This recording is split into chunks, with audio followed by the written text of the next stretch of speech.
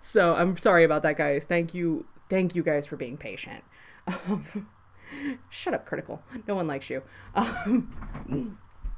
You just said it's like, yeah, nobody wants to hear you. It's like, well, people are on my live stream, bitch. So All right. So today we're just gonna talk about the 31 Days of Horror challenges because we're in October. You guys seem to want me to do that, so I figured I'd go live since we enjoyed it last time after I got everything working. And hopefully, I'm gonna keep going live and keep not fucking it up. Thank you, Bad Bones. Yeah, Bad Bones. I just wanted to put out there I'm going to be jumping over to Bad Bones' channel. I'm not quite sure when-ish, but I will be talking about the vulgarity of The Exorcist because profanity and exorcisms are kind of my deal. All right, so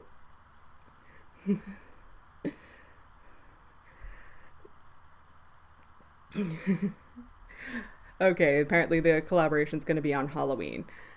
So, and I'm open to talking about anything else you guys want to talk about. So, feel free. Oh, Doctor watched Pinocchio's Revenge 2 days ago. He enjoyed it more than he thought would. Yeah, it's weird. I have a really strange nostalgic connection to Pinocchio's Revenge because when they would air the HBO ads about what was coming to HBO as a kid, and I just kept seeing the ad for that. And I totally wanted to see it, but we didn't have HBO, and we weren't even on one of the free preview weekends, so I was very excited. And yeah, I just really wanted to see it, and finally in adulthood I was able to watch it, and it's bad. Don't get me wrong; it's not a good movie. It has plenty of plot holes, but there's just this endearing quality about it that it's just like, yeah, I know you're a Chucky knockoff, but you're fun Chucky knockoff. But anyway, so I started out October with the original It from 1990, the miniseries with Tim Curry. Believe it or not, it was a first time watch for my husband. So, not for me, because the three different challenges I'm in, one is from UHM or upcominghorrormovies.com. I need to stop abbreviating it. And the deal there is try and watch one movie a day. The more the merrier, great, but just try and watch a movie a day. Doesn't matter if you've seen it or not before. And I've been doing that one for about 4 years. The next one is a Facebook group I joined up last year. Oh, great. Okay. Jesse said you're getting it through your Roku. I also dipped way back on some of the streaming parameters. So I'm really hoping that's going to make the stream less choppy than it was last time. But anyway, the one is a Facebook group. It is now titled 365 Days of Horror Sci Fi, a bunch of whole different things. And that's just in case you want to go the entire year. But the focus there, Nexus, no, I've not seen Black Coat's Daughter, sorry, is, what's that one about? I can't say I've ever heard of it. But that one, you specifically want to do a new watch each day. And these ones those two kind of work on points, quote unquote. I was like, oh yeah, just post your totals at the end and all of that. And it's just one of those, if you quote unquote win, you get the joy of winning. The other one I am just joined up this year is Horror Movie Madness, which is hosted and kind of run by Liz from Archivist Bet on Sexy Witches, which I'll say it again because people seem to have an issue with their name. It's archivists, like people that archive things, bet on sexy witches. And that one's weird. It's like you watch movies and there's a point system, and based on the year it's one thing, based on certain tropes it's another thing, and you get all these points. I'm not even sure I fully understand it. I'm just like, I'm gonna watch movies and make a list. But Doctor, it is archivists bet on sexy witches, which, I mean, you got the sexy witches part, which is really the important one.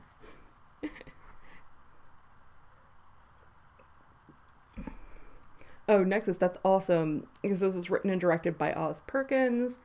It's a slow burn possession thriller, and it's one of his favorite films currently. Or I'm sorry, I'm assuming you're a guy, but I should not do that because I have a gender neutral screen name and people constantly call me a dude.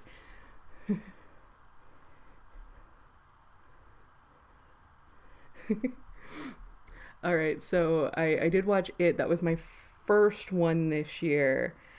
The next one up was, if I can scroll it up, I watched Raw, which just came out in 2016. The problem with Raw is it keeps getting put in with like, oh, awesome Nexus, you're a guy. All right. So like Raw, it's from 2016 and it's being lumped in with like High Tension and Frontiers. But the problem with that is Raw is nowhere near as gory as like High Tension or Frontiers was. So it's kind of a disservice to lump it in. It's not really in league with the whole new French extremity movement. But it is still a pretty solid movie. Just don't go into it expecting a complete and utter gore fest, because you're gonna have a bad time. Then after Raw, we watched The Haunting because we're just flipping all over decades here. The Haunting, we did the one from 1963, not the 90s, early 2001. And this was a research watch for an episode, but it's also something I hadn't seen before. And you're basically just watching the main character just descend into madness. And since it's black and white and it has that very old film feel, you also get these like really exaggerated, almost stage mannerisms, which is kind of nice to watch. And another research watch we did the next day was The Lost Boys. Which, yeah, I mean, I don't think I really need to sit here and explain The Lost Boys to people. To be fair, I watched it for the first time like a year or two ago, but I'm also weird and have big gaps in my viewing history. Doctor, do you have any suggestions for free horror streaming websites? I don't want to pay for Shudder, and the websites I use now are really sketchy. Okay, so to get things, it's a problem. Problem is free, and it's pretty much most of the stuff you'd be using to stream is probably going to be sketchy if it's free, and it's.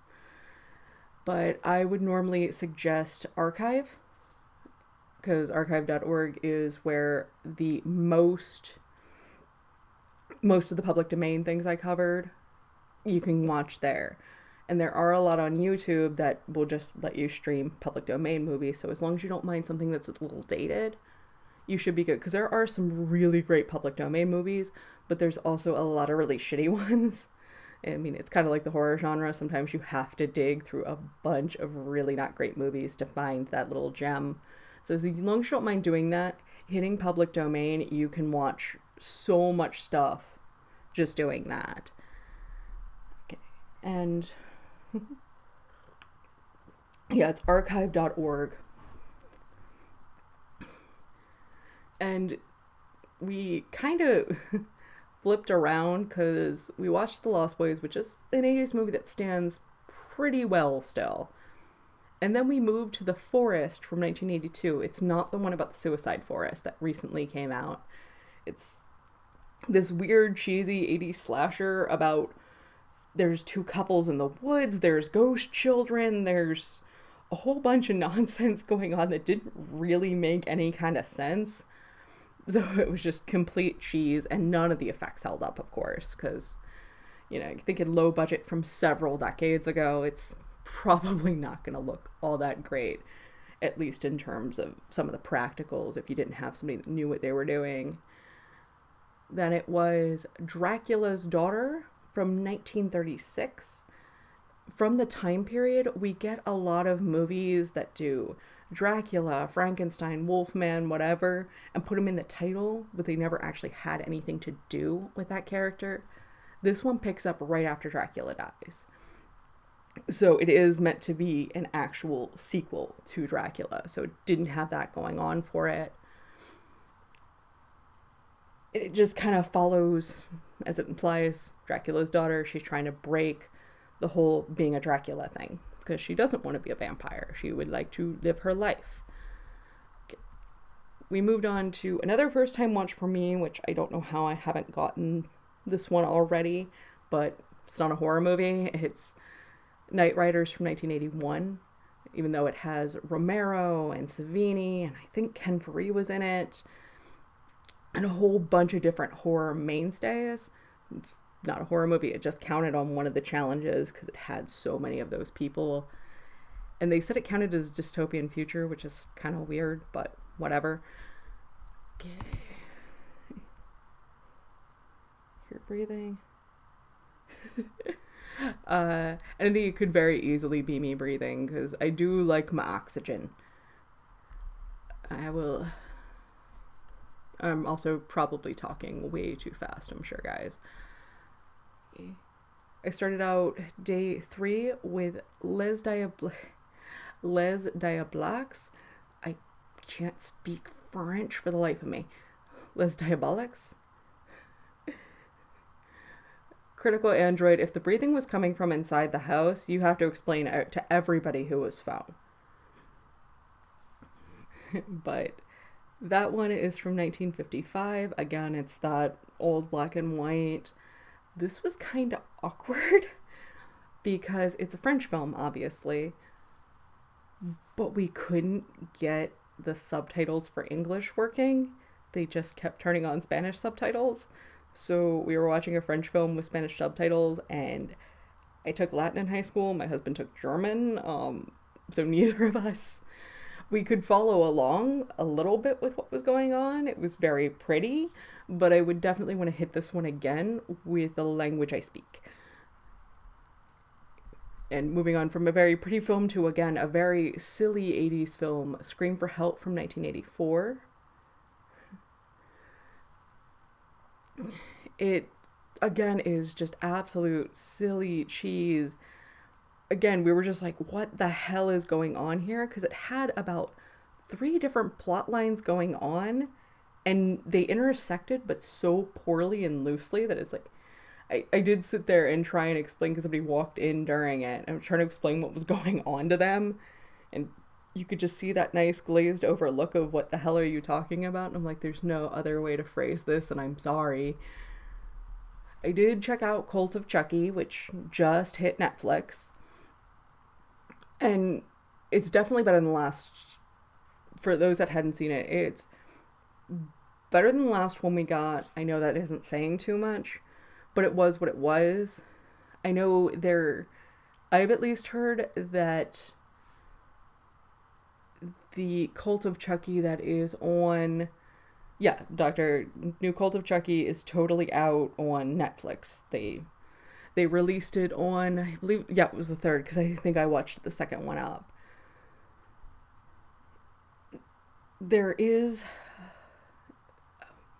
I have heard that the one on Netflix is not the unrated one. It still had a decent amount of gore, though. It wasn't a total gore fest. We're not talking like Dead Alive or Brain Dead levels here, but it was a satisfying amount of gore, and the amount of gore I would expect in a Chucky film. Plus, there was some mild creativity to the kills, which, if you like Chucky, then there you go. And Jennifer Tilly does come back. Entity, I'm not really sure how long I plan on streaming. It's, like I said, I'm going to talk about 31 Days of Horror, and then if y'all want to talk about something else, that's fine. So, I guess an hour or 2? I'm not quite sure. Because I kind of let you guys dictate what you want to do. And the other brand new movie I watched on Netflix was Little Evil. If you guys have... The last Chucky movie was kind of boring, but I like the ending from Doctor. Yeah, I can understand that a lot of people didn't like the last Chucky movie. And it was... I think the biggest complaint a lot of people had is Chucky looked weird. He had that... I know he hasn't been mangled and cut up, because they had that, like, little gooey thing on his face to hide it and make him look like a real good guy doll. But this one, Chucky looked right. It didn't look like... Yeah, he was all CG, and that was a big problem with the last one. I don't know if he was CG'd in this one, but it looks like they might have used more practicals, because honestly, he looked really, really good. It looked like older Chucky, at least. And the other new one I watched that day was Little Evil from, again, Netflix. If you guys have seen not Parks and Recreation. Yeah, Parks and Recreation. Ben Wyatt plays the father. So I really like him as a comedian. It was funnier than I expected it to be. A lot of horror comedies as of late have tried to go the scary movie route where they just overemphasize all the tropes and just make it really crazy. This one, it did overemphasize the tropes, but it still had that grounded in reality of like the mother denying everything's going on and everybody being like, well, your child's clearly a spawn of Satan. And it's like, no, he couldn't be. He's sensitive at this age or whatever. So there was kind of that humor of getting the straight man and the mother denying everything.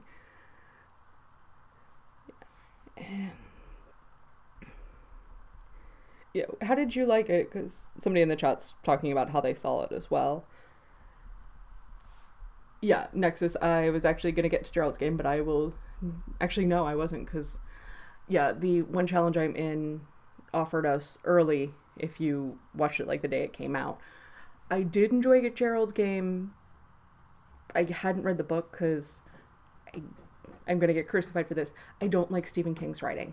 I've tried so many books with him, and it's too much detail on things I don't actually care about and things that don't end up being relevant to the story.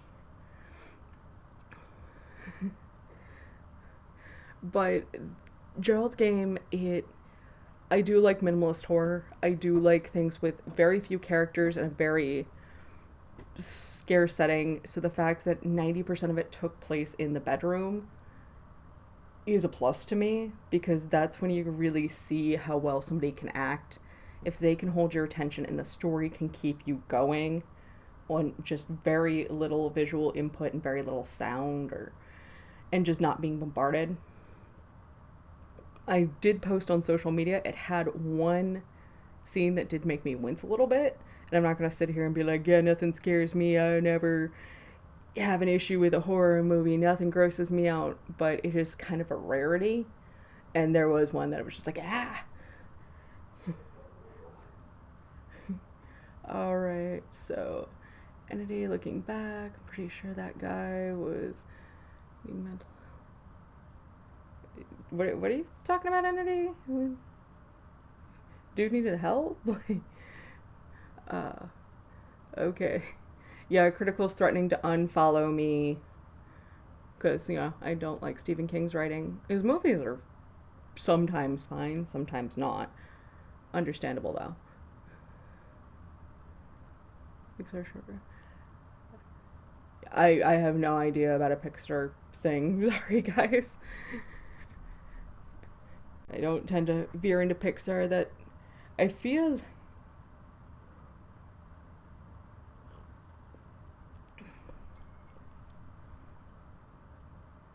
Nexus doesn't like his writing either. Yeah. So, another one off of Netflix, because I haven't seen it anywhere else, was Patchwork from 2015. It wasn't... This... If I had to compare it to anything, it would be like a modern retelling of Frankenstein, but put Frankenhooker's sense of humor in it. Because you basically get this girl kind of cobbled together, but the problem is instead of it being one unit like Frankenstein was, because Frankenstein wasn't bright by any means, but instead, but he was like one person.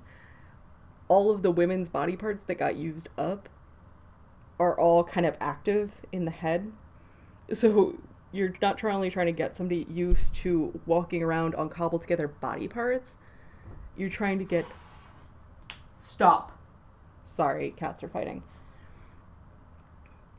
But you're getting 3 brains trying to work together and going, well, I control this, you control this, this controls this, and trying to work in unison to do something. So there was a lot of comedy in that, and it was kind of an interesting watch and a take I haven't seen 1,000 times before. Okay.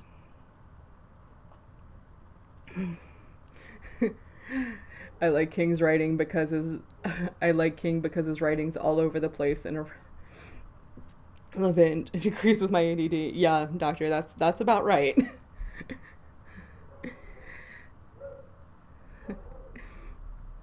Oh my god, my neighbor's dogs are barking. Sorry, guys. After that, it was Don't Kill It from 2016. I actually got to see a screener of this one a while back because somebody I knew was nice enough to bring it over and watch. And it wasn't bad. But my husband loves Dolph Lundgren, so I had to play this so he could watch it because he's the main character in it. And it looked a little better than the screener did. It looks like they fleshed out some of the effects more. It's kind of silly possession movie, but again, it's Dolph Lundgren, so I think if you're familiar with his work, you kind of know what you're going in for. This again is why I don't review, because I'm more just like, hey, these are the components that happen, and if you like them, you might like this. If you like them, if you don't like that, you probably won't like this. It's kind of as close as I get to reviewing. Plot twist, there's actually no cats and blood. Yells off mic. She's talking to what she thinks are cats, but they're actually her husband she just killed. Um, Critical, you do realize my husband's the one that got the stream working, right? It would be kind of stupid if he got the stream working both times and then I killed him. Next is, yeah, I'm the pretty thing that lives in the house last year. I could totally, I got the love and I got the hate for it because that one is a really slow burn. It is very paced out, and I have no issue with that, but I get why some people don't like that style of filmmaking. Yeah, okay. Yeah, I'm.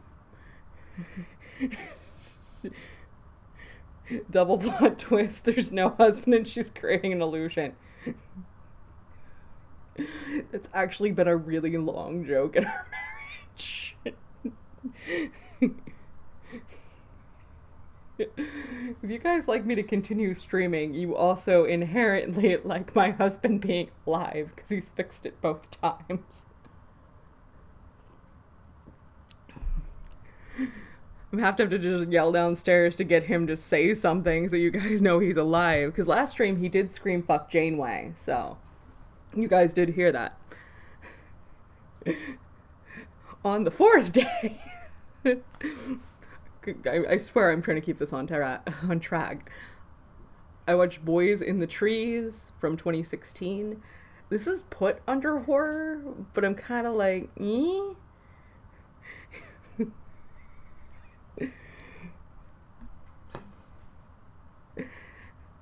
It's more of a coming of age. This is more of a coming of age story based around an alternative subculture with some horror elements kind of thrown in. Like there's parties in the graveyard and wearing masks when it's not totally Halloween yet because edgy teenagers edgy. And it's one of those, I feel like if I had found this like a decade earlier, I would have loved it. But now it's just like, it just felt a little stilted to me. So it's probably totally me on that one. The soundtrack was amazing though. Like it had some really great soundtrack. Oh, guys. I did not kill my husband. For those watching this after the fact, they keep saying in chat that I've secretly killed my husband and that my alibi of him getting the stream working is very flimsy.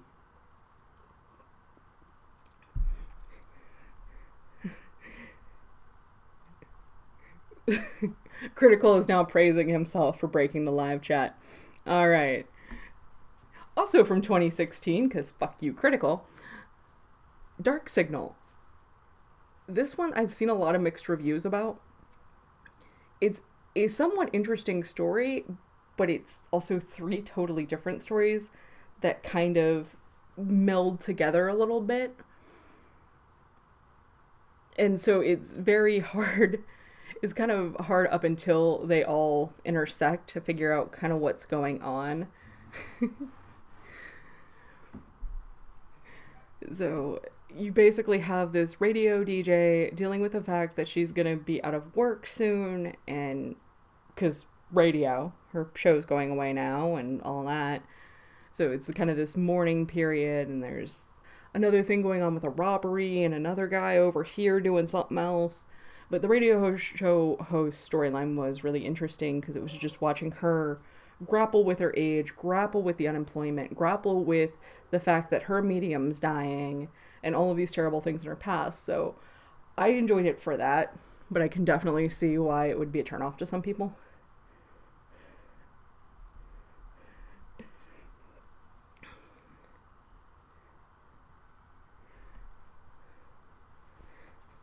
I'm laughing because it's a ridiculous statement, guys. Yeah, if you saw Mind Builders compared to my husband, also the fact that I'm like cripple, it doesn't make any sense. I physically couldn't if I wanted to. And believe me, I've thought about it.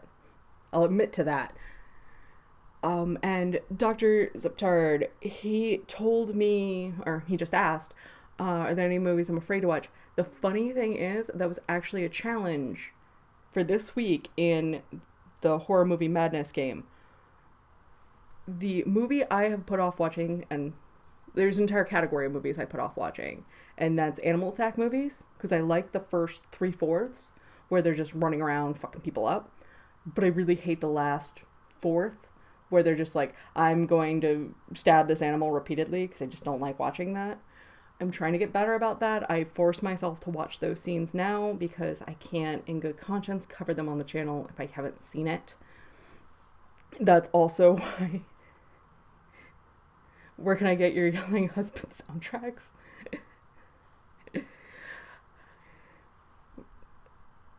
But the one movie I really, really, really put off watching that I absolutely am a little worried to watch, but I'm gonna do it because points and why not, my team needs it, is Arachnophobia. I think we have it on VHS in the basement, and the problem double with that is it's in the basement where the spiders are, but that's also where our VHS and CRT TV is, so... We don't have a gun, guys! Next is we seriously do not have a gun in the house. Okay. I'm just ignoring all of you at this point. Okay. So in 2016, we also get Dead Awake. And it was Dead Awake, and I think... Which one is it? It was Dead Awake, and there was another one I watched that both are essentially ghost movies with a sleep paralysis component thrown in. I'm not sure why that became such a big horror thing already. I'm not 100%. I might backtrack that and see what's going on. Sometimes it's a little hard when you're in the movement. But yeah, that was Dead Awake, and there was another one that did that. The movie was Dead Awake. Because there is actually a somewhat slasher movie called If I Die Before I Awake that's pretty decent. It's a home invasion movie. Is there a horror movie about claustrophobia? A Panic Room. Panic Room's not proper horror, but I would, yeah, claustrophobia ends up playing a component, is in horror movies that are shot very claustrophobically. God, I'm trying to think, because there's one about somebody getting buried alive. There's a couple about people getting buried alive. They're escaping me at the moment, but if I think of them, I'll scream them out. The Exorcist didn't really scare me, but the issue again with that is I didn't get exposed to horror movies until much older than most people.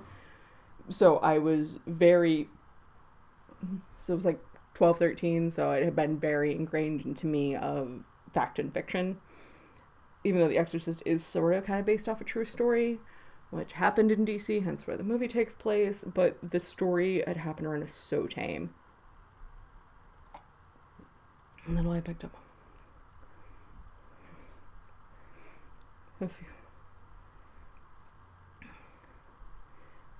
Okay, so parents are terrified.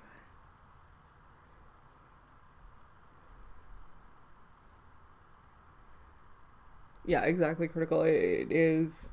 a lot of those is, if they're claustrophobic, it's your air supply, food, things like that. I mean, if you want to go that route, if you're talking about that, 127 hours does that pretty well, where it's that weird kind of claustrophobia because, yeah, he's in a big, wide open space, but he's only allowed to be in such a tiny bit of it.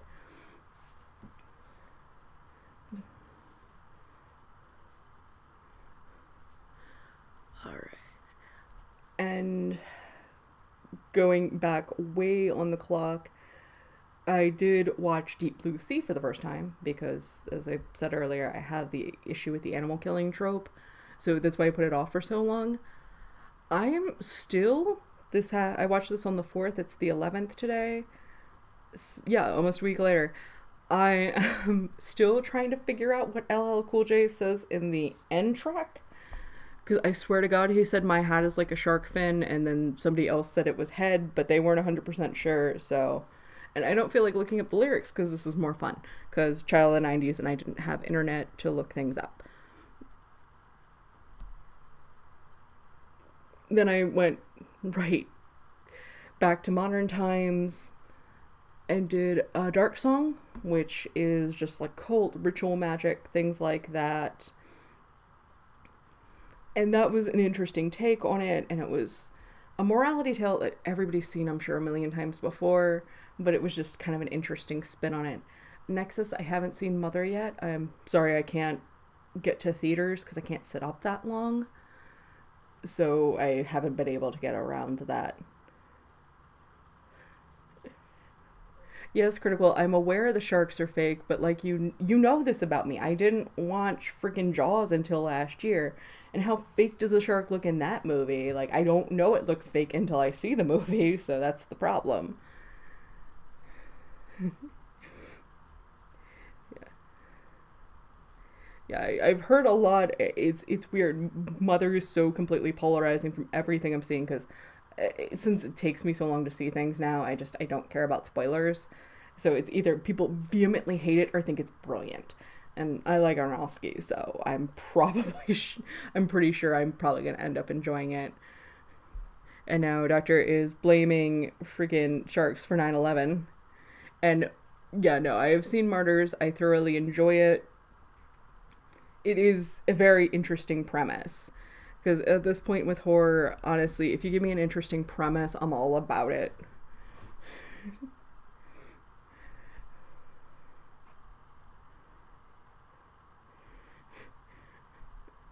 Critical, I am nowhere near sharks. He's saying I fed my husband to sharks. The problem is I can't do that because nowhere near a place where sharks would be. Alright. Then it was A House on Willow Street. Again, it's a premise that's been done before, but it had a mild spin on it that kind of kept me watching. Oh god, people are gonna start recording anytime I talk about dead husband and just cut it up. Yeah, see, somebody just in the chat, cut the clip as evidence. Jerks. Oh, Be Afraid is from 2017 and it was the other one that did sleep paralysis. Um, Honestly, sleep paralysis has never been a big fear of mine. I've had sleep paralysis, but my experience seems to be very different from others, so I can't really speak to that. It's not a fear of mine. I do know when I showed Mr. Jones to somebody, I do know when I show Mr. Jones to somebody, they did say it reminded them a lot of the sleep paralysis they used to have. Well, that's See a Blurry Face. And while it's no longer on Netflix, if that's a fear of yours, that one might work for you if you want to challenge that a little bit. Oh, please, Doctor. Scare Theater is no way or shape or form even aware of me. But if I did kill my husband... Oh.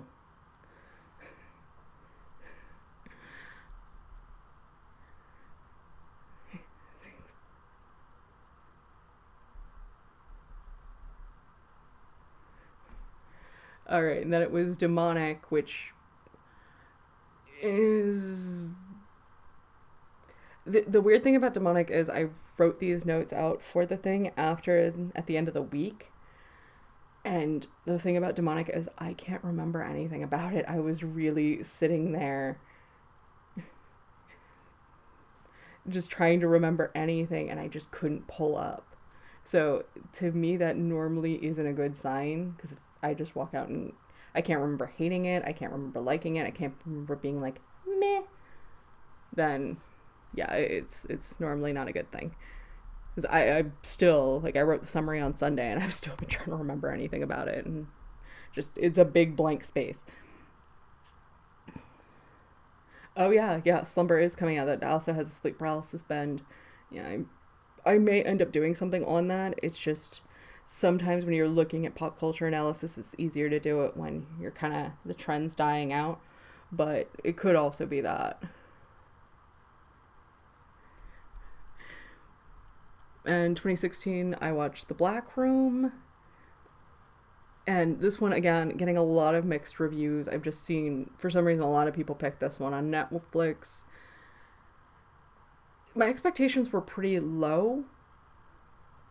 And it was kind of strange because it didn't focus so much on gore, but it focused almost on like a sexual demon that, yeah, so basically the blood, guts, and violence were replaced with like really, really fake getting off sounds. So if you're looking for a cheese fest like that, you want to go there. But it's not something I would go into expecting anything seriously. Yes, yes,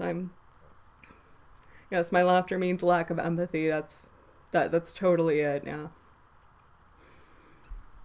Just all American Psycho up in this thing. But I'm not the sequel with Mila Kunis, because I'm not Mila Kunis. Because, you know what, if you guys are going to say me denying something means I did it, I would like to not be Mila Kunis. And I did watch Double X, and this one gets a crap ton of hate. And I totally get that. Like, I got it when I watched it. The main issue it suffered for, at least with me, is all of the endings, because it was an anthology.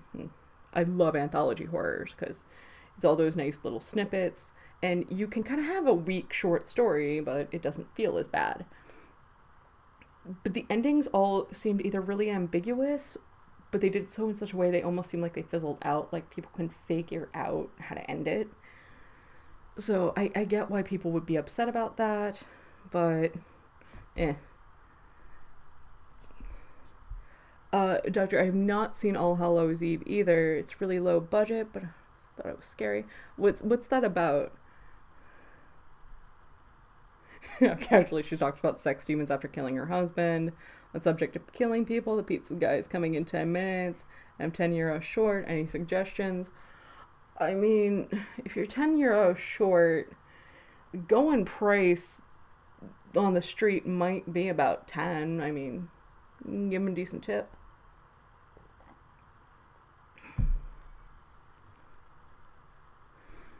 I Hate Everything did a video on XX being popular. Probably ended the widespread. Oh, okay, that's good to know. I am Tentacle. Thank you for giving me that. It was interesting when you lump people together like that, though, of like scenes. You lump things together like that of like, this is an all female, or this is an all this thing over here and that thing. Sometimes you just get styles that don't mesh, and it seems like they all try to mesh really well, so they might have been the directors kind of just sacrificing a little bit too much of themselves, but that would be a complete and utter theory.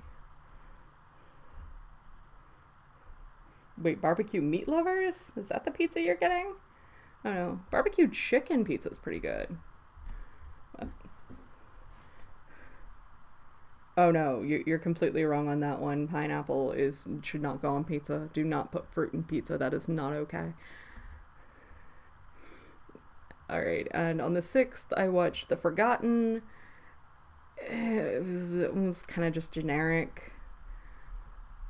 Then we moved on to 13 Demons from 2016. This one's on Netflix. Yeah, no. The whole comments section's about pizza, and now I'm hungry. Thanks, guys. I'm on it. Hey, hon, can you come in here so they don't think I murdered you? They're Don't let her get the knife. See, that's the thing. There are not horror movies about pineapple on pizza, but there absolutely is a very small. Now they're just saying that through my voice. But there is a very, very small boom that happened that I'm still trying to dig into where bananas got used a lot. No idea why. Just bananas. Soundboards, yes. Yes, that's what I'm doing. But anyway, 13 Demons. Definitely had a special appreciation for this one because gamer, and specifically pen and paper gamer, I don't do video games.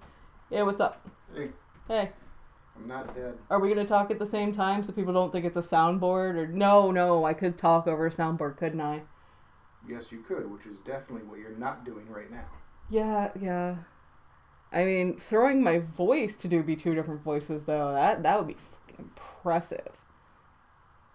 You're talented. I like how you're also refusing to talk over me, so I can't prove this theory at all. Because they're going to call me on that in like 5 seconds. I'm surprised no one said anything about that now. Send help and pizza. Fuck you. Now? No, I mean, I do have a webcam.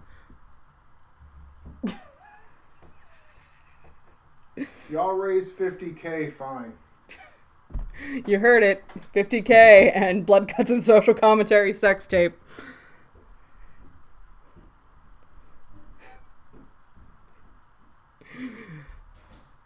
But anyway, 13 Demons. Really nice if you're a pen and paper gamer. I've totally been in those sessions. Not... I'm sorry.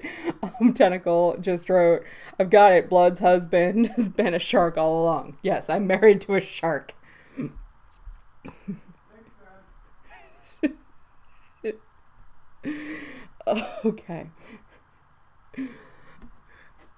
I've never had like the mental breakdown from an RPG, but I've definitely had those like really long junk fueled sessions,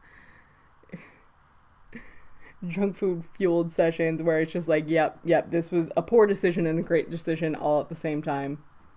Oh, I'm gonna suggest that he change his name to Blood Husband. That's totally gonna become a thing, which is funny because, you know, scientist, and he publishes papers, so his name on them would be Blood Husband.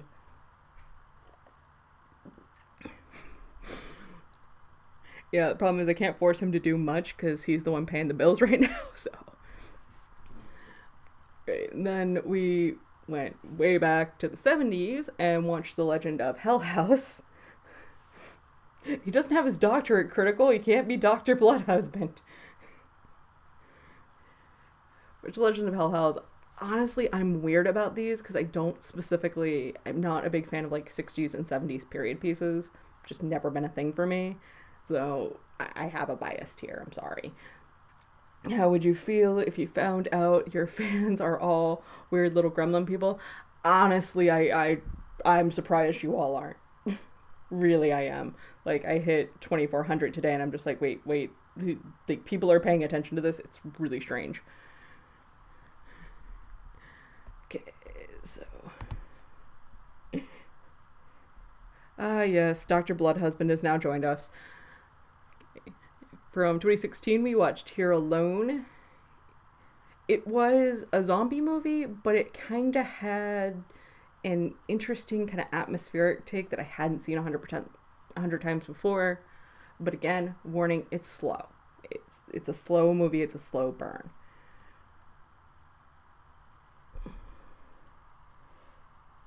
Oh, I just got asked, are you doing this challenge in other groups besides 365 Days of Horror, Sci-Fi, and Cult Classics Facebook group? Yes, I am, and thank you for giving me the full name because I couldn't remember all the different genres that factored in.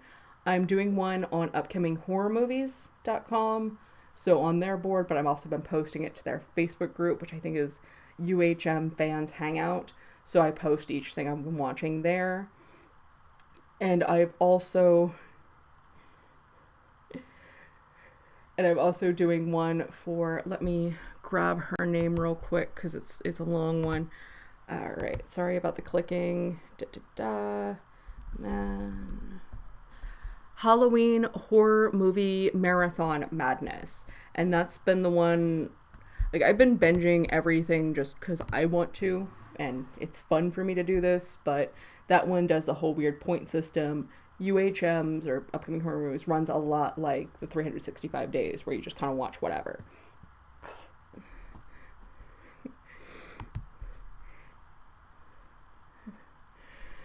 Alright, they're still theorizing about how I killed my husband, so I'm going to move on to, and funny enough, my husband bought me this as a gift. I have been wanting to watch the movie Long Pigs for a while now. And the confusing bit is there's the movie Long Pigs, and then there's the movie from Mike Lombardo called Long Pig, singular.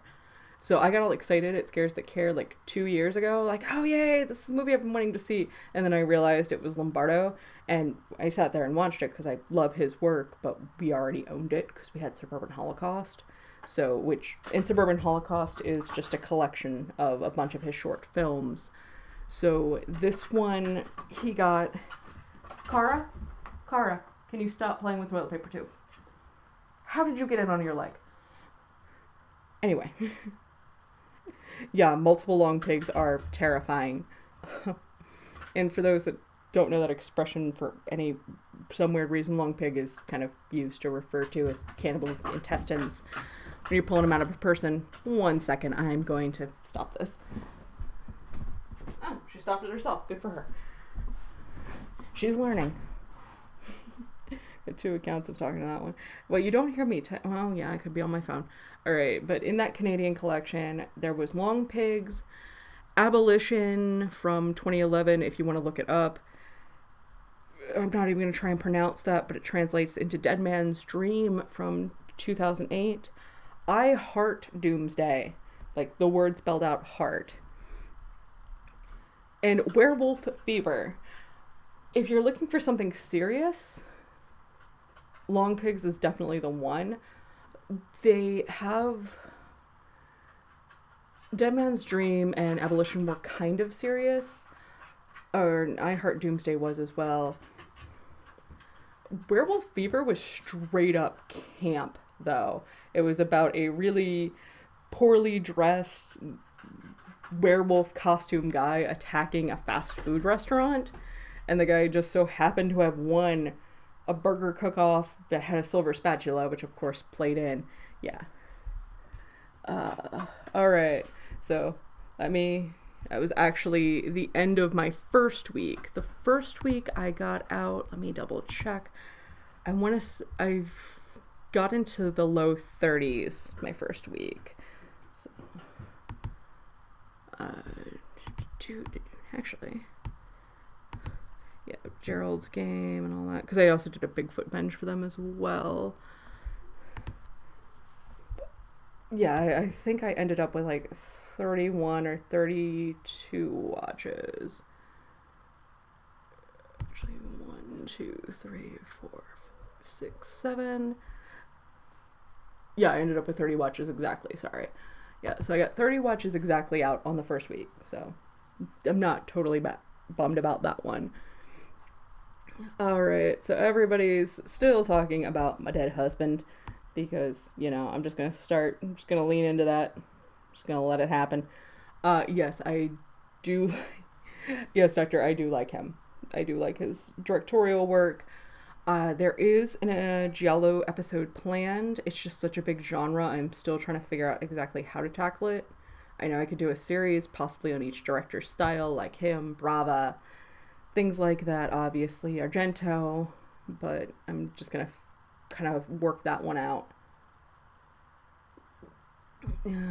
Talking to invisible cats. Yep. I have an invisible foster cat. That's how committed I am to it. Yep. Going to keep killing my husband again. That's it. Blood husband's alive and well, and in fact controlling every aspect of Blood's life. He's a scientist who made a simulation of an entire world test Yeah, that's about right. That could totally be it, because I mean, I'm completely housebound, and I've been damn near completely housebound for like 2 years almost. So it could very easily be this is all just some weird, terribly lucid dream.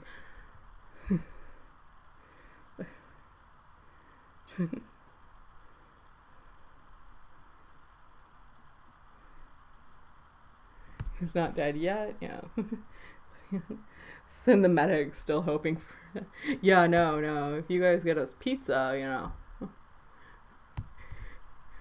we really need to stop talking about food in this stream. Did you guys want me to talk about anything else, or did anybody have a specific topic in mind? Because I can keep babbling on about the other movies I've watched, because I think as of yesterday, I was out.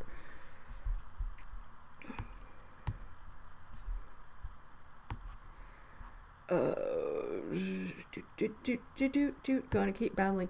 It was at 47 movies yesterday. I was lazy today and I've only watched one so far, so I'm like 48 for the month. So I'm not horribly upset about that.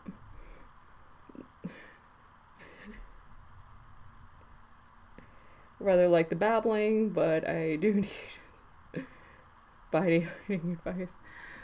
Women killing their husbands is an interesting topic. Yeah, it is. Actually, there was a really good show. It's probably not still on, but it was John Waters hosting. I think it was called Till Death Do Us Part, where he would host and tell stories about people who had killed their husbands, wives, whatever.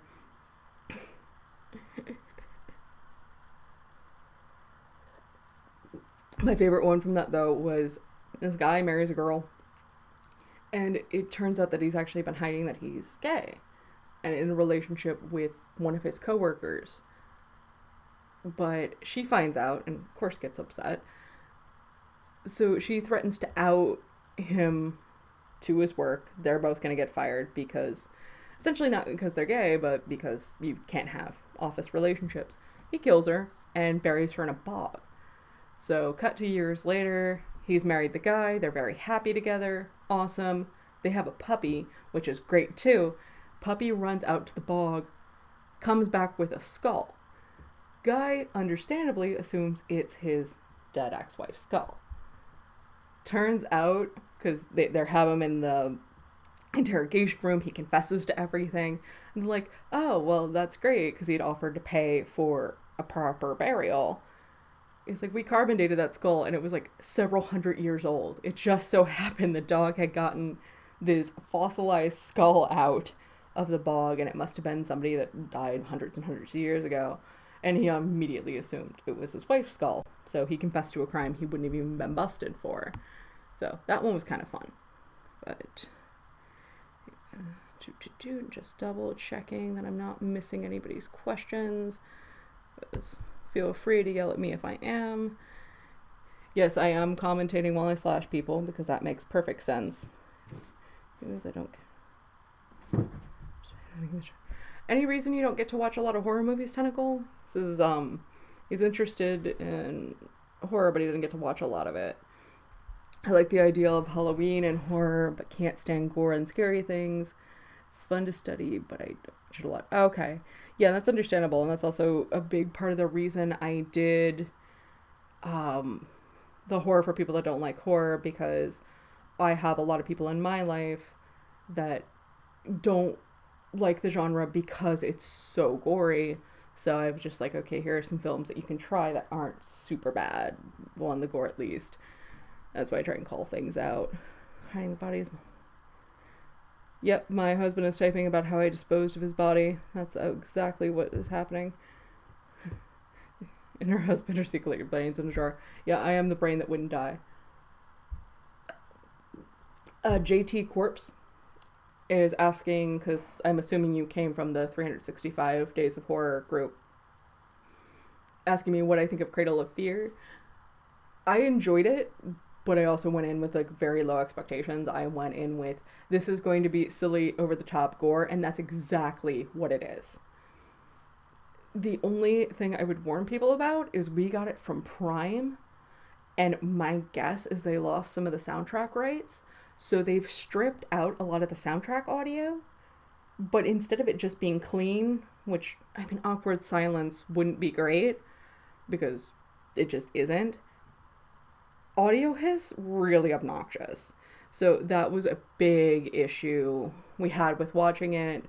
We were able to eventually get another way with the soundtrack so much better, because it really does seem like Cradle of Filth's music was pulled out. So even though Danny Filth directed it, there's a chance that just they don't have the control over it anymore, like when Michael Jackson owned the rights to Beatles songs. Speaking of controversial topics, have you ever seen Twilight Zone the movie or know anything interesting about it? Seriously, Critical? Seriously? Serious. Yeah, Critical will be coming back over to the channel to talk again about the Twilight Zone incident that I put the game at, or the video at about. I said game because I was reading comments. And we're just going to go more in depth into it and what happened and what the fallout was. So he's going to be jumping back over for that. Yeah, no, like, JT is crazy that they did strip the audio. My guess, though, is just they didn't have control of it. And it's weird, because I would imagine you would have replaced it with something else, but who knows. So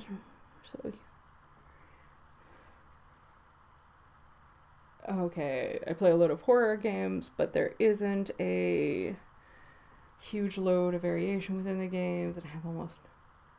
Oh, yeah, no, that could be, and I'm the wrong person to ask about video games, unfortunately. But on paper, I might be able to help you, but yeah, definitely cannot with video games. Only seen the show. Doctor, I probably... Alright, this is literally the first time I've ever been asked. Reason I don't do a face reveal is because... A couple of reasons. My camera sucks. So I don't have the money to go buy a better one, because I'm working on a 2008 MacBook, which it still works great for me, but yeah, it's super outdated.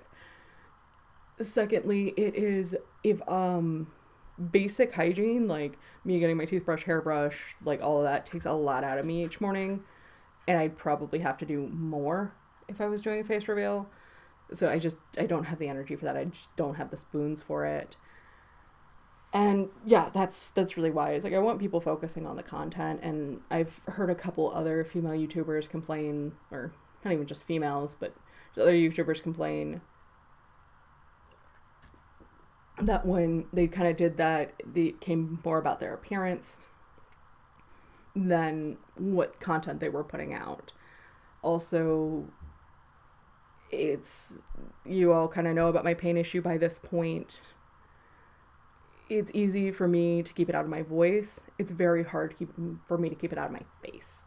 So it's very easy when I record sometimes for me to sound like I'm okay, when if I have my face in front of the camera, you guys would know I'm not.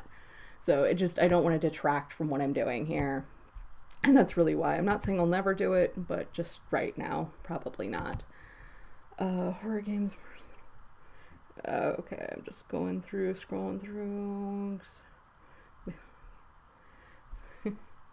Wish Critical, no one watches anyway. Oh, okay. I will go, give me 1 second. Just want to make sure it's not going to... Alright, I've opened your... Tentacle, I've opened your stuff in a new tab, so I will try and remember to check you out. That's how I'll remember it.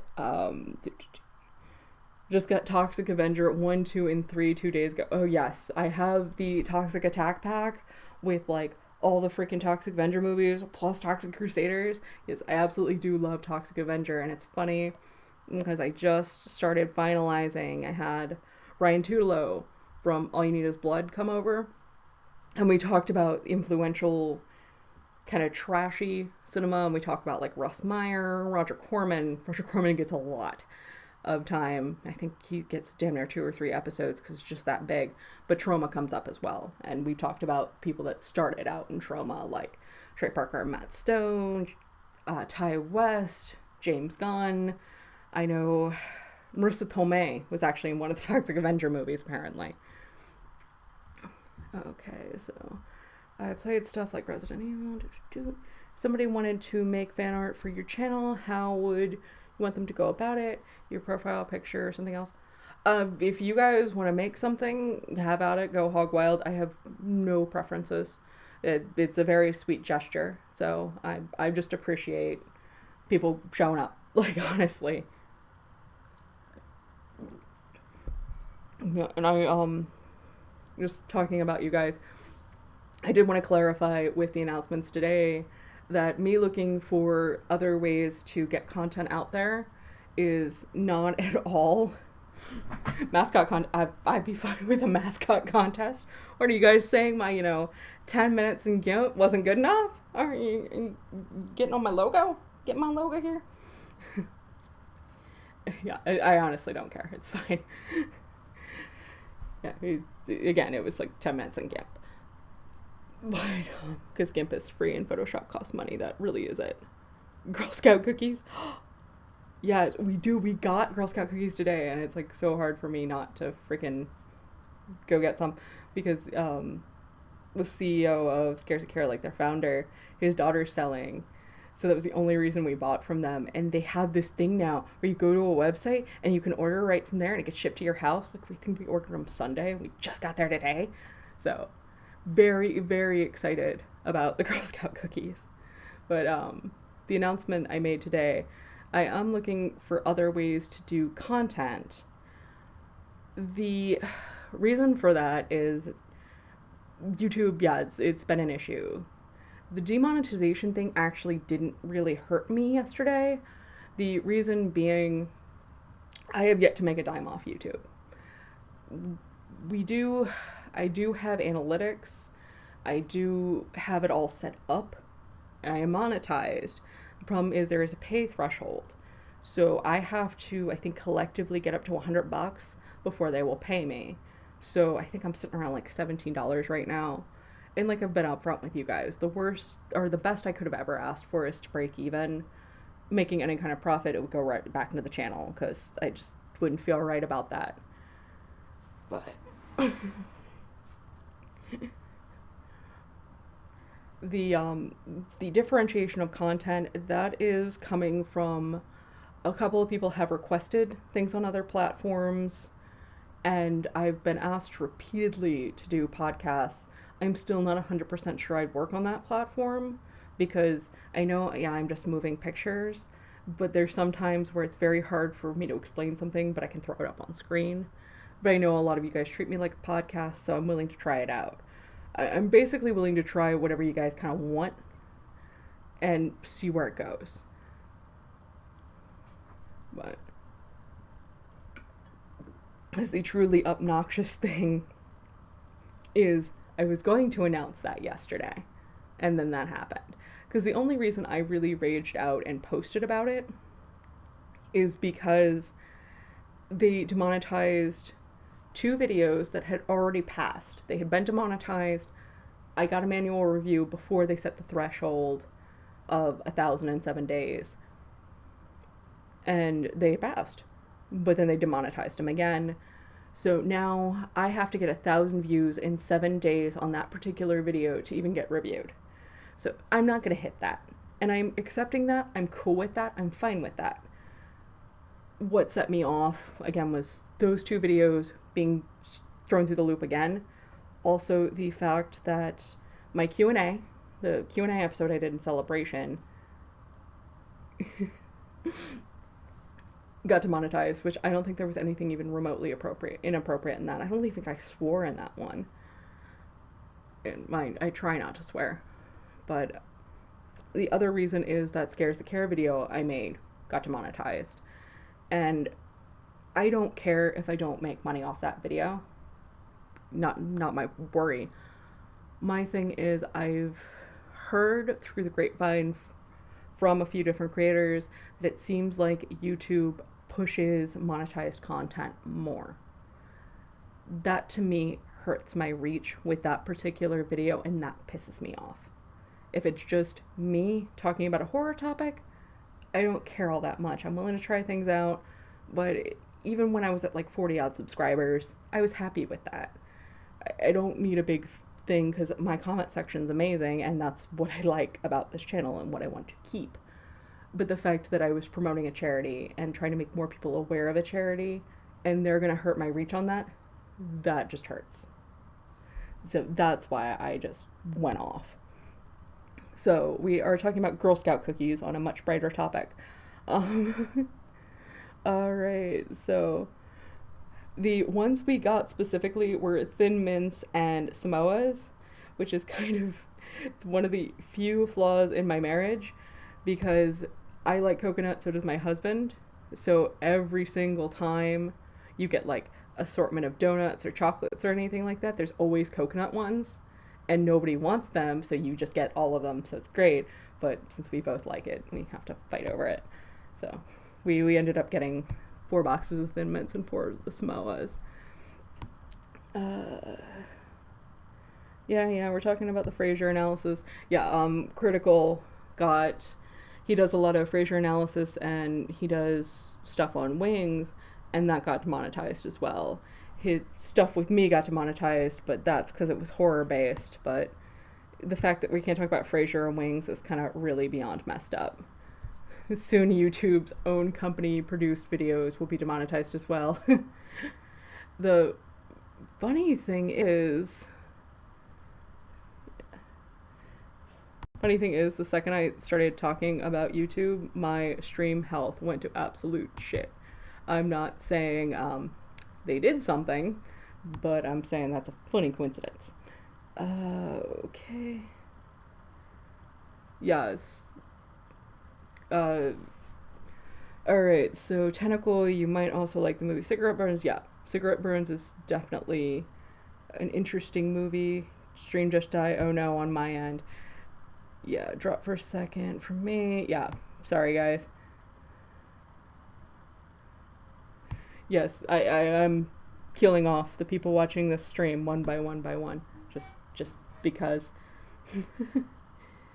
Holding the base. Something like that. Yeah, and I get that from a lot of people, that they treat me like a podcast, and that's fine. I work on my visuals, but since that's all I can really afford to do, I understand they're not the focus for a lot of people, and that was never meant to be the intent of this channel. It was just meant to be putting these ideas out there, and it was great. I found like-minded people, and I think I might have swayed a few people, and things like that. It was just something. I love horror, and I really do love academia, believe it or not. So I just wanted to blend the two and try and talk about it in a way that I didn't see a whole lot of people talking about it. Yes, Tentacle will fight against, and I don't live in an area with sharks, guys. Like, how do you think? I don't have a car. It's like, how do you think I'm just getting to shark-ridden areas? And if I did, I would freaking be filming it and putting it on YouTube, because that'll probably get monetized.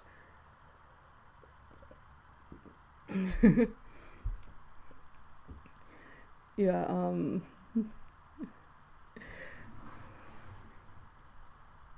yeah, I know Critical, and I do appreciate the promotion. That's why I try and invite you on, because Critical will also be joining me, and our first full music episode's going up tomorrow, because I know a lot of people were really excited about that teaser, and I'm excited as well, because Critical is really good with music, and my little high school foray into working at record stores was probably a little outdated, so he came on and we kind of analyzed things and talk about it, so he's adding to that experience, and that's what I try and do with the guests, is bring people on that have an expertise, like I did with Craig on The Lost Media. Ryan loves trashy movies, so I'm bringing him in. I do have a plan, and I have to nail down the guest, because we've been back and forth for this for a minute, but he's had issues with his computer. He's from the UK, and I want to do a series on the Video Nasties with him, which I know a couple of you have been really interested in, and I absolutely want to do that as well. Reminds me, I have to grab the documentary from up here. Yeah. Doctor's like, we should make a better version of YouTube, and that is a thing. People have talked about leaving and people have talked about doing stuff. Honestly, I haven't followed the drama very much, but I know Rain kind of put it the best when she pointed out that if the platforms people are going to also rely on something like AdSense, the same issue is going to crop up again. So it's about diversifying and all that. That's why I launched the merch store and all that. Because I know a couple of people have pointed to Patreon. I'm just still a little leery of doing that. But and now Oklahoma's being sung in my comment section. Videos to help illustrate. Yeah, and that's what I try and do, Tentacle, is I try and use the stills to illustrate what I'm talking about, but I understand some people are fine without seeing them, so it's either or, and I've tried to make it work both ways. That's why some of you guys might have seen there's been a big stylistic change with my videos coming up, and I think I'm probably at the capacity iMovie can do, but it's free, so... Sorry. I do not send sharks after my cats, Entity. No, not at all. Okay, I'm sorry, guys. Yeah, I set everything as low as I could possibly go. If it's still really choppy though, and it's as choppy as it was last time, let me know and I'll see if I can set them even lower and see if that'll work. Drug starting a drug cartel to get money for content creators that way. Dude, I was a business major in college, and I swear every single semester, at least once a semester, I walked out of class going, I should drop out of college and sell drugs. Because every single business class covered Pablo Escobar. Just, he made that good of money on that kind of business structure. And it's super simple when you think about it, at least in the beginning. It gets more and more complicated as you grow, just like business. So, yeah, I mean, having the kind of money where you literally build your own prison is kind of impressive. We can start. All right. How many people in here would purchase Girl Scout cookie plushies? I would consider it. I would consider a Girl Scout cookie plushie, considering literally maybe 10 minutes before the stream started, my husband posted dick plushies in a group. So it just keeps coming through our stream for our analytics for some reason. Do you send cats after your husband? No. The most aggressive cat actually likes him. She's a complete and utter daddy's girl. So, yeah, no. Today my friend got her special pens that look like nails. Oh, okay, special pens that look like nails. I had a pen for a minute that looked like a pregnancy test. It was great to carry around to prank people with. If 1 million zombies were typing on 1 million typewriters, how long would it take for them to write the musical Oklahoma? Probably not that long, because Oklahoma didn't have that much dialogue. There wasn't much going on to freaking Oklahoma. I also found a merchant at Scares at Care weekend that they used to carry pens that look like tentacles. And I think they got down to their last one and the owner like grabbed it because she was like, I want one, and screw you. Is it... Okay, so we're still talking about that. Okay, because I know you guys were asking about newer movies. Let me scroll through and see if I got something else. I revisited Rekill because my husband wanted to, and that one, it's a zombie movie, but it's essentially shot like reality television. Like, we've gotten so used to zombies just existing that we've kind of learned almost to live beside them, and by that I mean just killing them. It's a little like Zombieland, but it's more spliced together, scrolling through a television. So that was kind of cool. Plus, they keep freaking cutting to these commercials that are essentially PSAs about about how people need to procreate. So it's all of these government funded ads going, okay, go bone. So that's kind of funny, which we're not that far from there because we're going to have a massive population dip, mostly because of millennials not wanting to have babies, but that's their choice, so who really cares? I mean, not even going to get into that argument of, well, baby boomers didn't procreate too much, and then this, that, and now they're... Please. Alright, so your husband wanted you to re-kill him, meaning you killed him before... Yeah, pretty much. Hey man, don't knock being dead till you've tried it. Yeah, pretty much. I don't know. The sweet release of death would be awesome right now. Maybe my cats are sharks. Oh, I did revisit Hostel for a research episode, and it held up better than I thought it would. Like, way better than I thought it would. Alright. Kill American Poltergeist. I hit ghost movies really big the other day just because I wanted some consistency. But yeah, no, we should all sell drugs. Yeah. Okay. I really should stop, telling you guys to do shit like that, but oh well. I assume you're all old enough and smart enough to not do what the person on the YouTube tells you to do.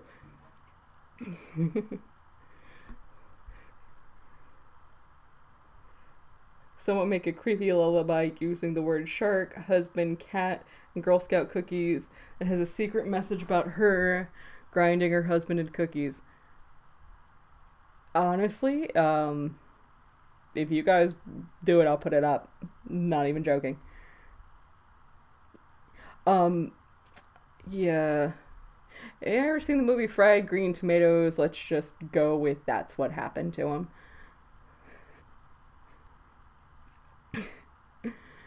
Yeah, so much discussion about friggin' disposing of bodies. Can't confirm am cookie. Yeah, I don't know if anybody else has ever played this game where you go... Well, I guess I know when Rainy was... Like I said, if you guys make it, I'll put it up. I really don't care. But, oh, yeah. I don't know if anybody's ever played the game where you go buy really disconcerting stuff altogether from a grocery or hardware store, but at one point I bought a trash can, what's essentially butcher paper, but it comes in this massive roll. I think it's brown paper, rope, and muriatic acid. And it was like 4 different projects I was buying for. It just so happened that that's where it is. Put it up on Twitter, YouTube. I guess if it's an image, Twitter, and if somebody turns it into a full-blown song, YouTube. Or both. I'm cool with that. The worst cookies in London. That always got me about Sweeney Todd. I'm just like, she is literally telling you she makes the worst pies in London, and you still sit down and eat it? Like, Sweeney was not bright at all for that decision. She's like, I make the worst pies ever. I'm just gonna sit here and sing about that and how I tried to put I tried to kill a cat and put it in, but I couldn't chase it. So, here's these shitty pies. Frickin' buy the pie. Somebody tells me, hey, this smells like shit, or, this tastes terrible. I'm not gonna take a bite or smell it. And that, locker room logic of, hey, this is terrible, smell this. Blood is Miss Lubbock confirmed. Yeah. That's how I'm making an income now that my husband's dead. I'm just baking pies. Baking pies and telling Johnny Depp that they're terrible and he shouldn't eat them, but he does anyway because, he's Johnny Depp. Yep. That's what I do now. Oh, he didn't pay for it? I thought he did pay for it. How much am I selling the pies for? I don't know, about $350. Yeah, because, that's the price of everything now, right? Okay. Nope. He gets the gin and... Oh, yeah, he does get the gin and leaves. Yeah. Because I remember seeing one or two versions where he like did totally sit down and eat a pie, and it was just like, yeah, this is terrible. My husband's my husband's always with me, like a cat in the dark. I know he's drawing near me, just like a silent shark. And so I eat these Girl Scout cookies with him on my mind and my stomach soon in time. There you go. It was written, it was put on YouTube. I don't have much, but I've got my word, damn it. You got Johnny Depp in there, you're still sitting there. Honestly, Johnny Depp has never done anything for me. I get the attraction, but he's not that big of a deal for me. It kind of looks like if I put my hand through his hair, it would just stand up. As my husband Ryan's Depp looked like he'd be sticky. Yeah, just gonna read everything like slam poetry because you guys know I'm not gonna sing. That I vehemently refuse to do. Because again, I like you guys and would like to keep you around. So, yeah, so talked about 31 Days of Horror. I talked about what the Fudgy Waggles is going on with the channel. Yeah, jam hands. It's exactly why I will never procreate. I can't handle the jam hands. There's no jam in the house. Why are the kids' hands sticky?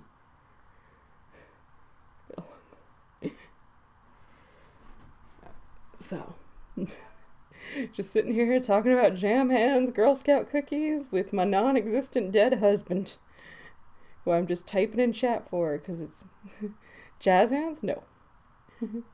Yes, I needed actually no, it wasn't. Okay, I needed the muriatic acid to rust out the garbage can because I needed a rust garbage can for a project. The rope and the paper the paper ended up getting shaped like a boulder, and the rope was to hang it, so it was only two different projects. But yeah, they just had no connection. They just looked really, really bad. I have the images to prove that I totally used a rusted garbage can in a project, and that there was a table with a boulder at one point. Are we just gonna wait? Are we gonna start throwing the pies in the ocean or the Girl Scout cookies? Because one of those is sacrilege. The other one's fine. Might hurt the ecosystem. Not quite sure though.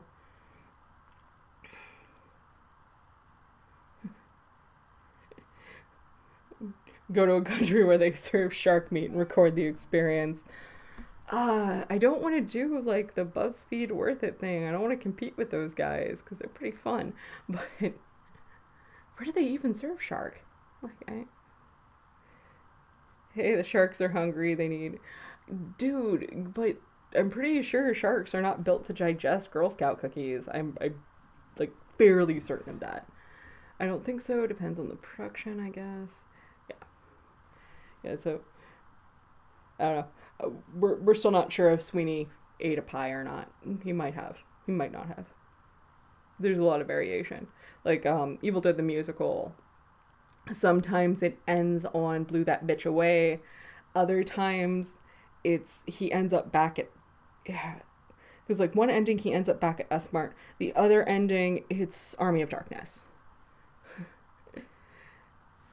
So, and I sucks because I really do like Blew That Bitch Away, but the Army of Darkness ending seems to be much more prevalent.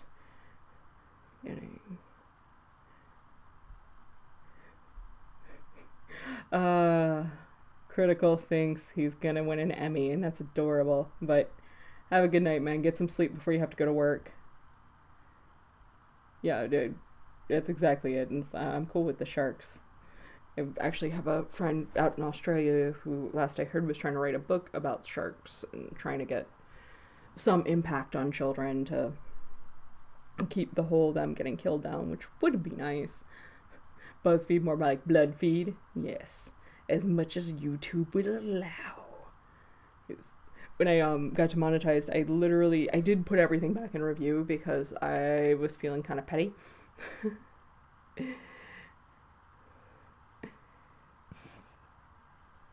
But I was feeling kind of petty, so I'm just like, no, you're going to demonetize me. I'm going to make you review everything, single thing once I reach thresholds, if I ever do. I just thought it'd be funny.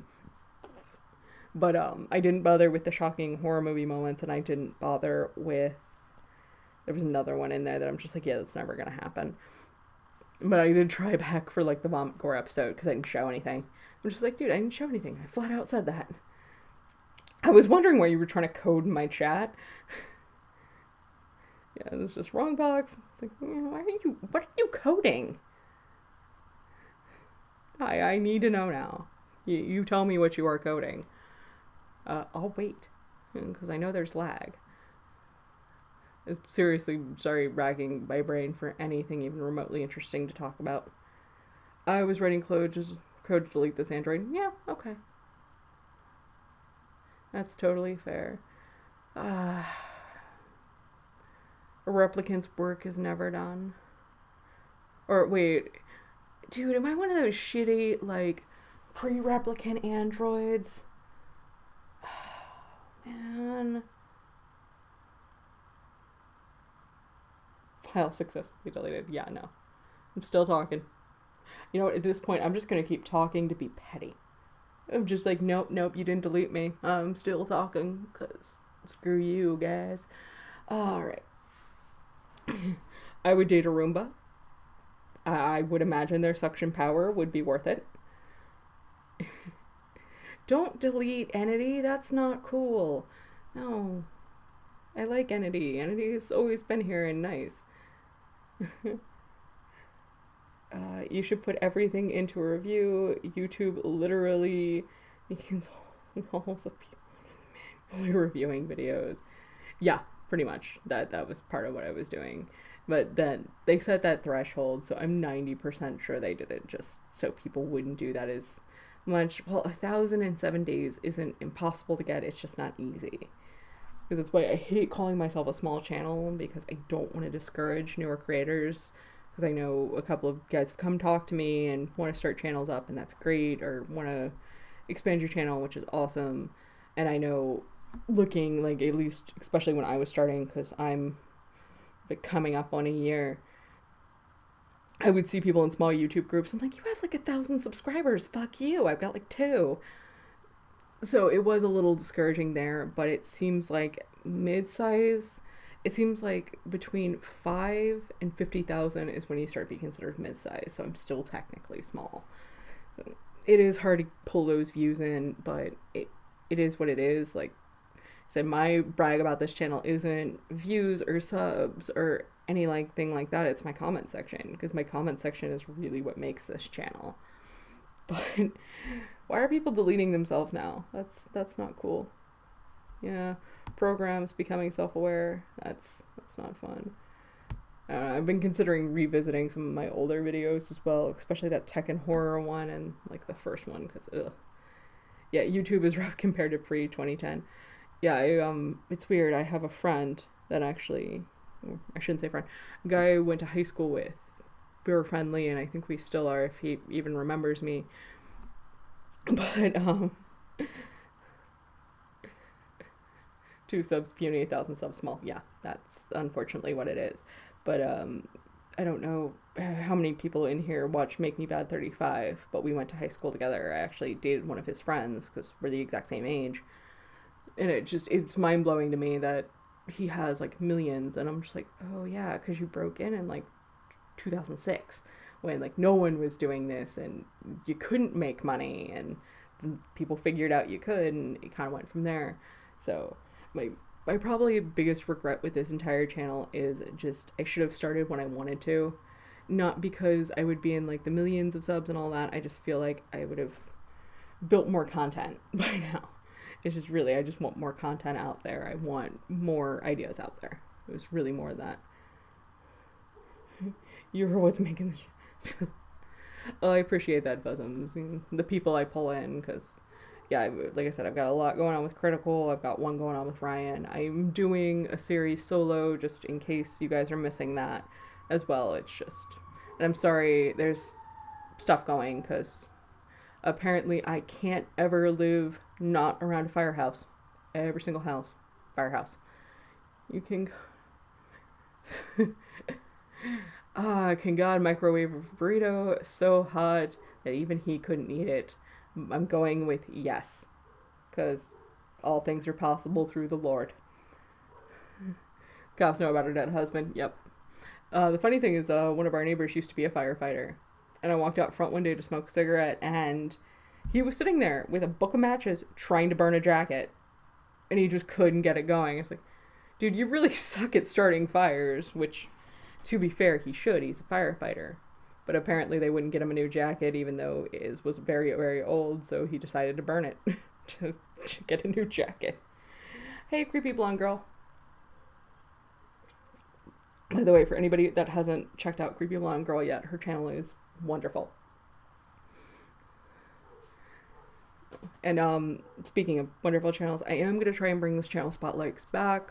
Sorry, I've been a little remiss about that. I know I dropped them back to Thursdays, and what I don't like to do is channel spotlight unless I have seen all of their content, or at least a bulk of the content. So I have a playlist going of things I'm reviewing, and it's typically normally around 800 videos, so I'm slowly trying to work through people before I say yes, like, this is somebody I absolutely do watch and really do enjoy. And the other thing is, I realized eventually, since the narration community is so big, that I was just going to hit narrator after narrator and after narrator, and that's not a bad thing. It's great to have the diversity.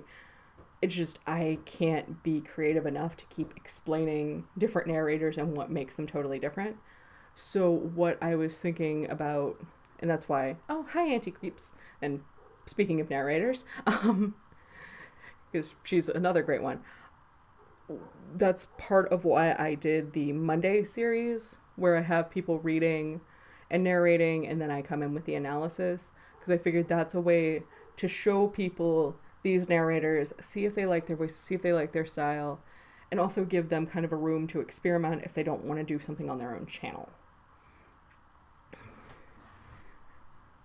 So that was kind of part of the Monday series with the creepypastas, urban legends, what have you. Yes, humans do spontaneously combust. What would make better fuel for a flamethrower, cookies, or dead husband? I'm going to go with dead husband. Because if you think about it, when you blow up, cookies would have a lower ignition point, you're right. But what I'm thinking is, and I hate to use this as a euphemism, but when they're sometimes beached whales, they blow them up because they just can't move them. So you get flaming blubber. So the fat content does kind of help that. It wouldn't necessarily ignite faster, but it would stay burning longer. So if you really want to mess somebody up, give them a long flame. I say you were fat, but you have fat on you because you're a human being, dear.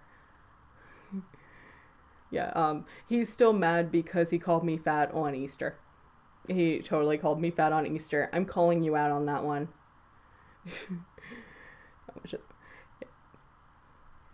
Yes, because... yeah, no, it's not so much a fat joke. It's unfortunately the fact that the situation, even a skinny person would would burn for a decent amount of time. Because, again, for you to exist, you need some fat on you. So, that's why you want to keep your body fat at a certain percentage. But yeah, the story of how my husband called me fat on Easter.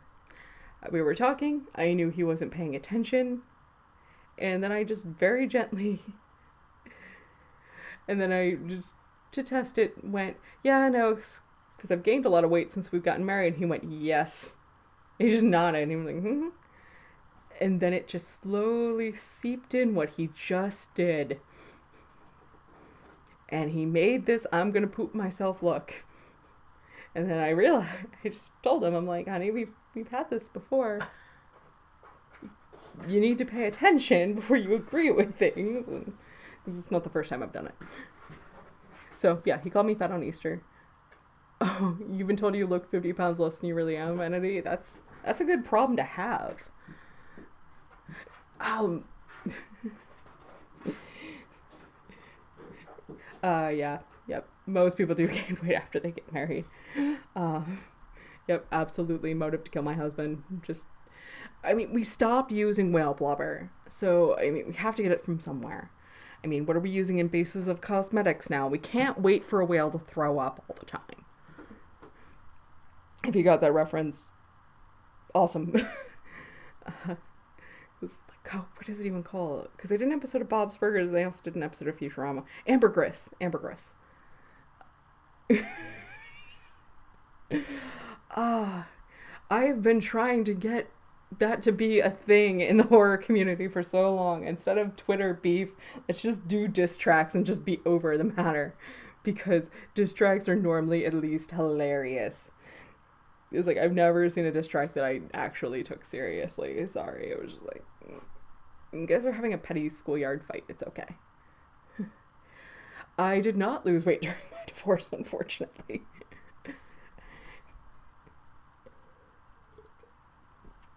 Dude is like,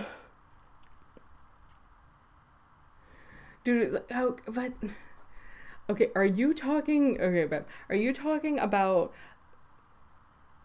lighting an entire person that is already, like, together? Or are you talking about dismembered bits to get them burning? Because that's the thing, like, fat, when you melt it down, it gets, like, hot, and not only that, it liquefies. So I'm just thinking it's like getting wax on your skin or something like that. It's gonna stick, but except for instead of wax, like, cooling down, it's gonna keep burning. That's what I'm going here. Like, I'm thinking napalm. Yeah, this has gone really bad places. I should probably stop this soon. Also been on for like 2 hours. A whole person, since the water content of the human body is going to rise. Yeah, okay. What kind of equivalent amount of energy is...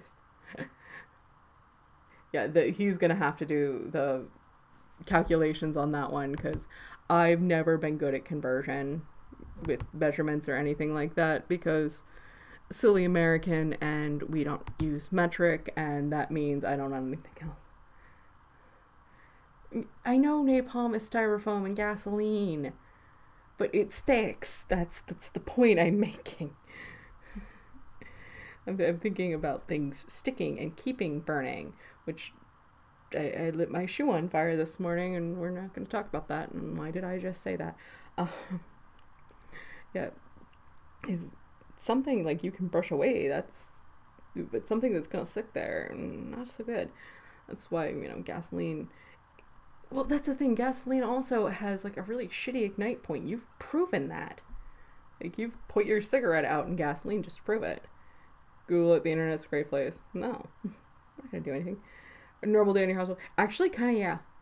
At one point, I came in, and I was talking about something, and it ended up with me talking about suicide, and I didn't realize he was on PS4 with one of our other friends, and he's just like, are you hearing this? He's like, yeah. He's like, yes. Amy's sitting here talking about, people killing themselves. I was like, yep, lighting shoes on fire, killing spouses. That is what I am all about. Yeah, I'm pretty sure if I went more extreme with things, I'd probably get, oddly enough, more views on YouTube. The funny thing is, they keep suggesting I tag everything as torture porn. Because that was, like, one of my best performing episodes. They're just like, put torture porn in your tags. I'm like, but you keep saying this is how we don't want, and yet you're telling me to do it. And just, the system's messed up. It's weird. I'm trying not to do a whole YouTube bitch, because it is what it is, and I get their point. But at the same time, it's like, keep some consistency. The whole Jimmy Kimmel, Philip DeFranco, everything, like, that really exemplifies the problem right now. Conforming to a standard, usual, typical, or expected. Yeah, this is normal. He's right. I've never seen a dishwasher with the normal setting. Huh. That's the point, but I've never seen that. Anyway, so I'm actually thinking I'm going to head off here in a minute unless you guys had any questions, comments, anything you needed to know or wanted to discuss. I mean, I've talked about the melt point of fat and how stupid I was for lighting my shoe on fire this morning. So I'm kind of tapped out of anything interesting because, again, housebound. That's about all I do. Just watch movies and babble on YouTube. So, why haven't any of your fans sent us a pizza? I don't know. If you want pizza so bad, dear, you can order it. Like, serious. Unfortunately, I do not know who Phone was. I think that is a mystery that's going to burn throughout the ages. I mean, I did hear a theory one time, and it might hold water, and I'm really pissed off I can't put images on my chat, where dog was Phone. Most places deliver pizza. Yeah, they do. Honey, also, you do realize if somebody was going to send us pizza, they'd have to know our address, and are you really comfortable with me just giving that out on the internet just to get pizza? Is that really worth it? Michael Doherty, Aaron H. was work. Give me a second.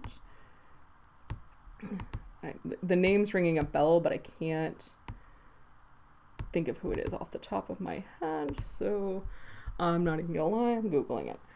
Michael Doherty. Okay, IMDb.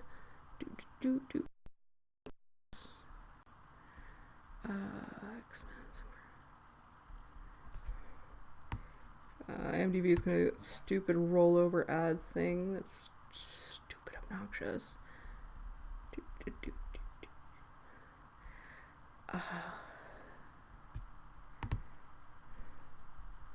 Ooh. I did like Trick or Treat, that I'm a fan of. And I'm excited, and I did like Krampus. Dead Time Stories. I can't remember if I've seen Dead Time Stories or not. It looks like he wrote on some of the X-Men films as well, which I'm iffy on the X-Men films, but he does have urban legend Bloody Mary under his belt, and that is some cinematic masterwork right there. That makes sense.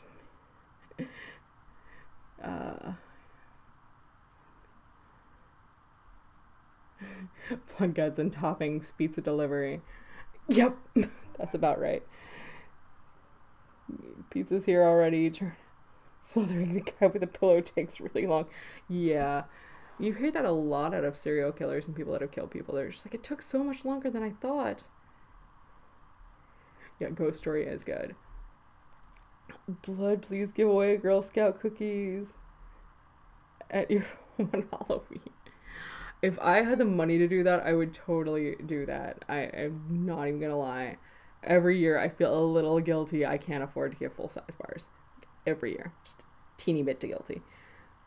Because, there's these asshole neighbors that we have that we just can't stand, but they go all out for Halloween. It looks like Halloween vomited on their yard. Nothing goes together. There's no theme. It's just they went to Aldi's and got like every Halloween thing ever. But they handed out pretzels on freaking Halloween. And we have crabapple trees in our neighborhood, and we totally saw that they had gotten crabappled. Which I'm like, you don't go all out for Halloween and then hand out pretzels.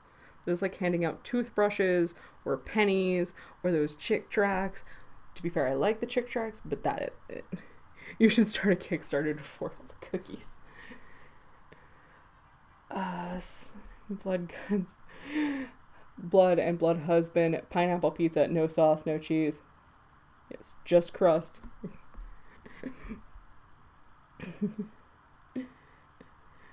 Oh, what do they do for Christmas? They go all out like that for anything. It's so freaking weird.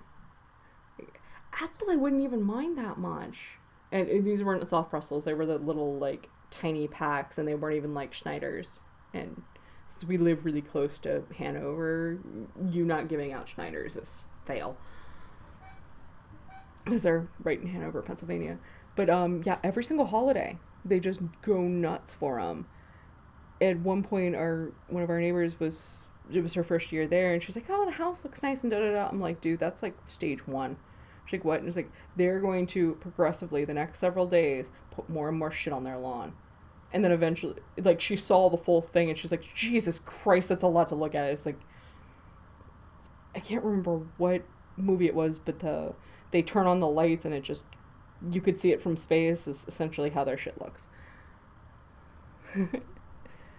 That is a great way to get more mileage out of things. They decorated for Christmas with Halloween stuff from Nightmare. That makes perfect sense. Like, get as much mileage as you can.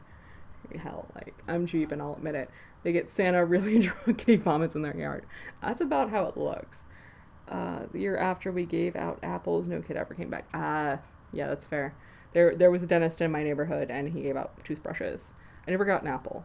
I did get toothbrushes and the Chick Tracts. And that's why I said I love them, because my parents always took them from me. So now it's this, I shouldn't have this thing, but I do, and that's great. I have a neighbor like that who sets the lights. Oh, yeah, the people that set the lights, the music on the radio, yeah. Mosquito Timberland. Yeah, we do. It's very alarming in the morning when we walk out, and it's just like... Psh. But since people keep talking about pizza and I am getting hungry, I'm going to head off for the night.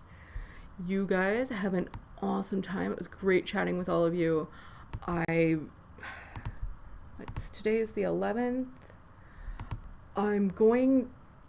Oh, a Chick Tract is those little religious comics that they hand out that talk about different biblical principles and all of that.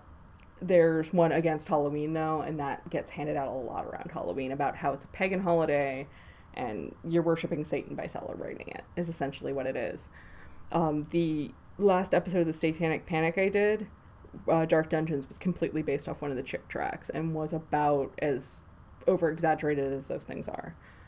But I know the only stream I have planned, aside for the normal Monday, Thursday, is the 23rd. I will be streaming for my 1-year anniversary. So, good luck at work, creepy blonde girl. Bye, Entity. I hope you have a great day as well. And I do appreciate you liking the channel for Antagonist. That does mean a lot to me. I'm going to see you in like 5 seconds, Space Ninja. No. Just no. But yeah, I will be streaming on the 23rd for my 1-year anniversary. I'll work out a time and announce that as soon as I do, though. See you guys.